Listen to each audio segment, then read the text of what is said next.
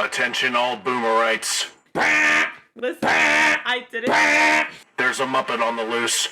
Please use extreme caution when watching this video. Hello, Boomerizzles. What's going on? It's King Boomer, yet again. Let's get into another reaction today. This one is top 10 things that are weirdly popular in Britain. So, you guys have your weird things that you do over there too, eh?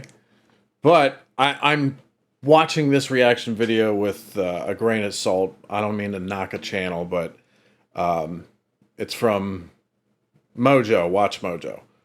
This is Watch Mojo UK, but I've watched probably a bunch of Watch Mojo videos, and they have a habit of getting things wrong. Not all the time, but it happens too often for me. So I'm taking this with a grain of salt. So if there's anything incorrect in this video, by all means, let me know. And I probably won't be surprised.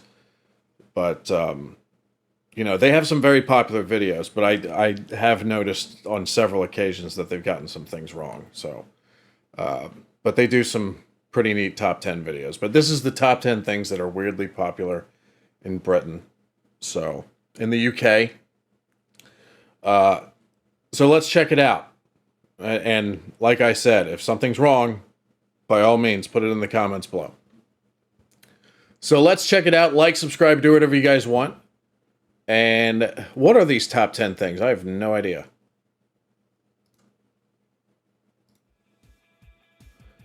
This goes way beyond Toad in the Hole. Welcome to Watch Mojo UK, and today we're counting down our picks for the top 10 things that are weirdly popular in Britain. Before we begin, we publish new content every day, so be sure to subscribe to our channel and ring the bell to get notified about our latest videos.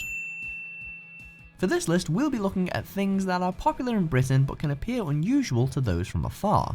As the saying goes, one man's trash is another man's treasure. What may be commonplace on our shores can seem peculiar if not downright unacceptable to other cultures. Number 10. Mixing up the metric system. For the most part, we British have made the bridge from old to new and embraced the metric system, but we ardently refuse to measure long distances in anything other than miles. Britain birthed the imperial system in the first place, and we're not about to relinquish it fully. Although we measure most liquids in litres, with milk and beer we still like to use pints, or sometimes both pints and litres depending on the situation, pounds and ounces, or kilos and grams. It depends how we feel on the day. Confused yet? Yep, you should be. Number 9. It depends. It depends. I do hear sometimes when I watch videos from across the pond, I do see the metric system slip in there sometimes, but that's not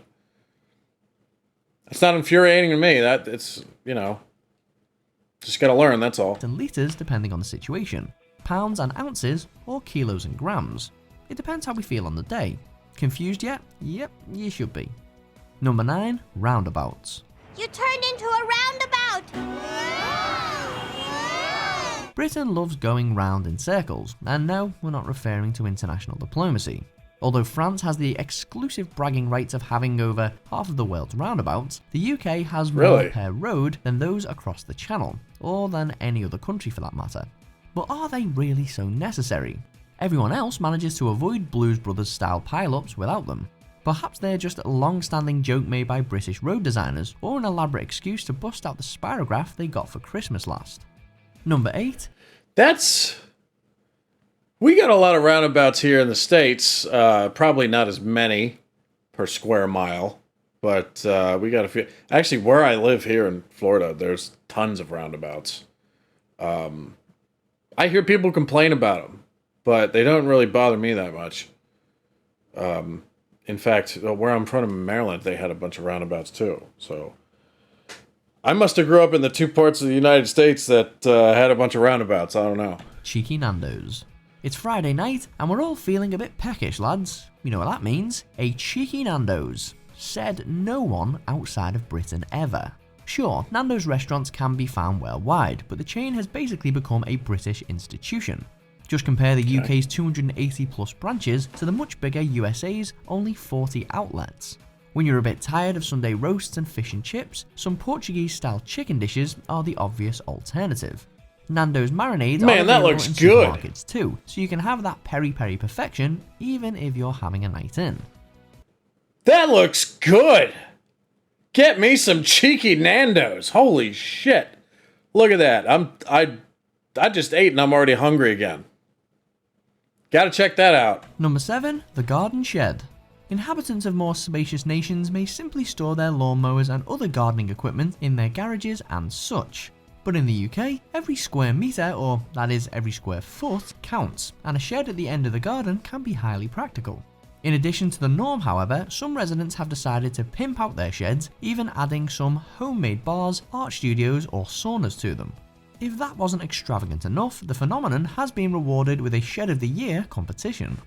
This sounds like Martin from Friday Night Dinner. Martin would definitely approve of this. Rest in peace, Paul Ritter. But you might see a shed every now and then in the United States. You definitely see them much more often in rural areas. But the past year I've been looking at houses because I'm hoping that soon I can get a house. Because I don't actually own a house right now. But in looking for houses, I've seen some houses down here in Florida that have some sheds, so it's not an anomaly here. Number 6. Public drunkenness.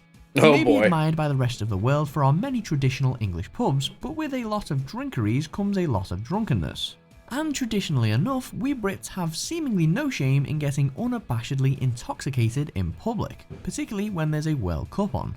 In fact, any sporting event will do just fine. Cricket, rugby, darts, the list goes on, with the crowds getting merrier and merrier. And that's not to mention music festivals, or royal weddings, or every lunch break at work. We do the same. Maybe, I don't know, maybe not as often. But, if there's a hotspot hangout place that serves alcohol here, you bet your ass you're going to see some intoxicated people come out of that establishment. So I don't think that's any different. Maybe you guys are more pleasant when you're intoxicated, though. I don't know. Number 5. The downstairs toilet. Not only are downstairs toilets untraditional in most places outside the UK, they're often not even referred to as toilets at all. Apparently, going to the bathroom is the more polite substitute for when one's in need of the lavatory. It's easily lost in translation for an outsider in Britain though, as the so-called downstairs bathroom, as in toilet, doesn't usually include the supposedly expected tub and shower. But beyond that, the downstairs loo is actually seen as an ultra convenience I just watched in the this. UK, negating the need to climb the stairs every time you need to go. Number 4. Football stickers. Why collect Football stickers. I don't know, but the downstairs toilet thing, it's weird because it doesn't have a shower. I don't know. That doesn't seem odd to me. None of these seem odd to me. What's up with Mojo, man? Anyway, football stickers. stamps and have all those images of the Queen in a scrapbook when you can compile football stickers and have the likes of John Joe Shelby smiling out at you against a super shiny background? And if you don't have the album at hand, you can stick your favourite player on anything. The possibilities are endless. Oh, so it's kind of like baseball cards here, except they're stickers, and you can stick them in your book, or collector's book. I don't know. I mean, everybody's, Pokemon cards, baseball cards, whatever. Some people have little collections that they like to hoard. It doesn't hurt anybody.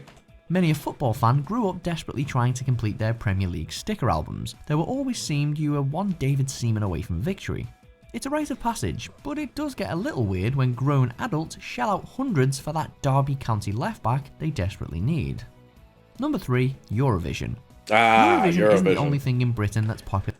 I have a lot of people who ask me to react to Eurovision, and even I get even more people asking me to do whenever it comes up to do like a live stream reaction, but I don't know how well YouTube would like that if I put it on the screen. It would have to be the deal with the no sound and just my goofy Muppet face, talking about it. But I still get a lot of people who are really into the Eurovision stuff. Despite us not being very good at it. See international football. But all the same, the UK has won Eurovision far more times than the countries within it have taken the World Cup home, and far more recently as well. British entries to have conquered Europe's mushy pop scene through the years include Sandy Shaw's Puppet on a String in 1967 and Katrina and the Waves' Love Shine a Light in 1997. There have been some low points, but that won't stop us throwing Eurovision parties every single year for the rest of our lives, will it? What the fuck was that? Who was that guy? Love Shine a Who Light was this in Muppet? 1997. There have been some low points, but that won't stop us throwing Eurovision parties. Look at him, look every at him. He's single like, year yeah, for the give me rest that of our ass. lives. Give me that ass. Number 2, Pancake Day. Shrove Tuesday was a Pancake Day. I don't even know what this is yet, and I'm already behind it. This sounds lovely. But let's take a look at this Muppet one more time. Eurovision parties every single year for the rest of our lives, will it? Number 2, Pancake Day. Shrove Tuesday was originally a day for Christians to make a confession to their priest ahead of starting a 40-day fast. But similar to how Christmas has essentially become an annual excuse to binge on turkey, Shrove Tuesday has become an excuse to shove your face with fried flour smothered in butter. Hence its better known name, Pancake Day. It is celebrated elsewhere, being more bluntly known as Fat Tuesday in the US, but not many take it as seriously as the British do. Until you've seen or compete in a pancake flipping race, you just haven't lived. Okay, this is by far my favorite. It's Pancake Day. Number 1, second-hand stuff. Sure, everyone's got in on the act of purchasing and selling second-hand goods for discount prices in the 21st century. But long before the internet took over everything, Brits were hoovering up deals at their local car boot sales. These aren't subtly trendy thrift stores a la America. They're good old-fashioned, no-nonsense, bring and buy bonanzas. If there's not a boot sale on, there's an abundance of charity stores to rummage through. And when we Brits aren't poking around for the perfect pre-owned purchase, we're watching daytime TV shows where people sell the contents of their attics for a profit. No bargain goes unhunted in these parts. Do you agree with our picks? The 10 things that are weirdly popular in Britain. I mean, no, none of that seemed weird to me. Again, like, maybe you guys think different, but, and none of it seemed like, the only thing that seemed kind of exclusive to the UK, well, not even Eurovision, because that's, that takes place all over Europe, and, but, the only one that seemed like exclusive to the UK was the Premier League stickers that you collect. That was the only one that seemed like everywhere else in the world would be like, oh, we don't have anything like that. So, but even then, like, here in the States, you collect cards and stuff, but I don't think it's as, specific as that, because you got to get the stickers and fill out your team and everything and collect the whole team, I guess. But no, none of this seemed weird to me. It seemed pretty normal. And most of them, I would say that we have a variation of it here in the States. We got roundabouts. We got,